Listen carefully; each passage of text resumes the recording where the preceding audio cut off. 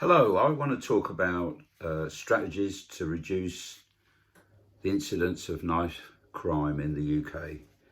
Um, and I think it's possible. And I think we've got to adopt a positive attitude about this. But first of all, we must never, ever forget the victims of knife crime. Not only the terrible incident that occurred in Southport, but all victims of knife crime too. So we need to make positive changes in the names and for the sake, in the names of all these victims. And my first idea is that we should never forget them, and we need to put a special memorial up to all the victims of knife crime that have occurred over the last, say, 20 years with all their names. And there should be an annual remembrance. And on that day, we should set a target on the Remembrance Day to reduce knife crime in the UK every year by a certain percentage every year in the name of these victims. So that way we keep it in the forefront of the nation's minds and in the media. Now, I've got lots and lots of different ideas and different angles, but that's just one. But the first one, we need to really look at the internet. And first of all, I would propose banning the sale of knives over the internet. That knives should only be bought in a shop. And we also need really to control the companies that control social media in the world need to be responsible for the content that goes out on their social media. It's not acceptable anymore to have all that stuff that goes on the internet. So, we need to ban terrorist and unacceptable organisations from the internet. I think we seriously need to perhaps ban porn that's available on the internet. And I personally would like to see, everybody keeps saying, oh, we need more police on the streets.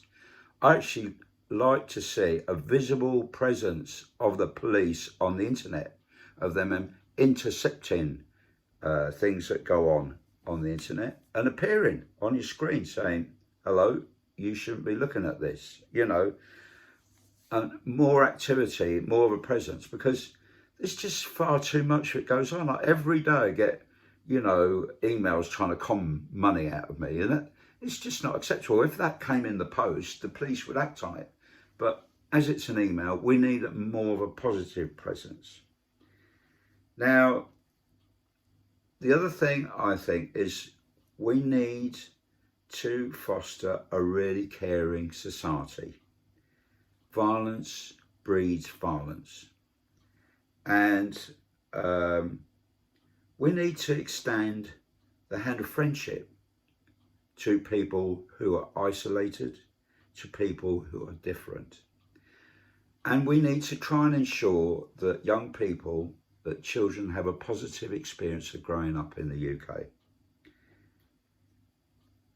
We need to cut out bullying as much as we can. I know schools make a big effort of it, but we need to keep working hard on that.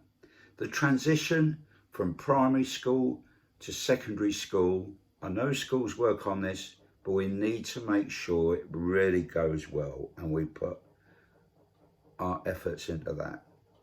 Now, I know, having been a probation officer, that many, many offenders, all different offences, are the product of people who drop out of school. And I think it's unacceptable in the UK that we've got so many children not attending school and we don't even know who they are, and we don't know how many children are not attending school. This is not acceptable. We need to put more resources into ensuring that children who are excluded and children who drop out of school are involved in purposeful activities, and that we nurture them and we shove them in a positive direction as much as possible. Because we know that a number of serious offenders have started their crime this way, by disappearing off the school register or being excluded. And I think this is a very, very important thing that we need to do. We've racked up the offences for knife crime, but what we need to do now, what they did in Glasgow really worked, actually. And I'm going to propose the similar sort of things that was put into Glasgow, because it did achieve a reduction in knife crime. But we need to improve education, anti-crime education, anti-knife education amongst our young people through society and in the schools. Not just the police should be involved, but I think there are a number of really excellent charities out there that really campaign well. We need to get victims involved and going into schools and explaining. A multi-agency approach really works, you know, particularly when we talk about the excluded kids, children, and so on. And I actually think that probation actually are very skilled at running courses now. They have people skills, and I would prefer the probation service to go into schools rather than the police, because I think they're better equipped and they can talk about crime generally. I think we should expand the probation service to do this.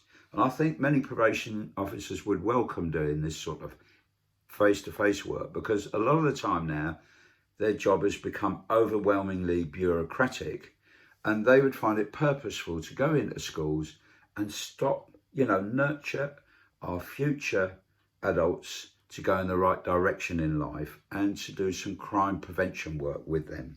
It'd be well worthwhile. So really, we need to, now in dealing with crime, knife crime, I think we need to rack it up straight away. Anybody involved in any sort of knife offence, in my opinion, should be fast-tracked, should be remanded in custody and produced in court very quickly.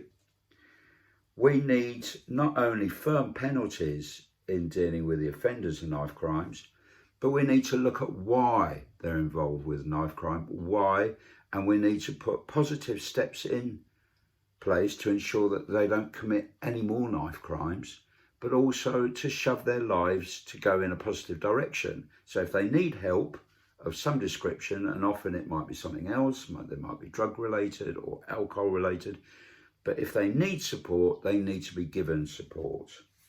Most importantly, and we must never ever forget the victims on the other side, not just the offender, but they need to be given lots of support. And we need to make sure that victims themselves don't carry a knife for protection. And we need to put that message over to them. But, you know, we need to really give them plenty and ample support. The other proposal I have is that when a knife crime is committed in a public place, that we mark the spot and we conduct stop and searches at that place with metal detectors and the like, to ensure, to put over to the public that a knife crime has occurred here, we don't want another one, and we're searching everybody over the next 2 weeks, say, to make sure you're not carrying knives, because we regard this as serious and we don't want any more knife crime. And I think there should be routine searches of all public places. When we go into shopping centres, there should be a search at the entrance, and to check that people haven't got knife crimes, there should be a search every day at school, on the entrance to school, and it might be walking through these metal detector type machines. There should be searches everywhere of all public buildings, and random searches from now and again. So there are lots and lots of ideas there, but if you've got any more suggestions, do write in. It's not an easy strategy, but I think the strategy that they took up in Glasgow involved a multi-agency approach, very positive.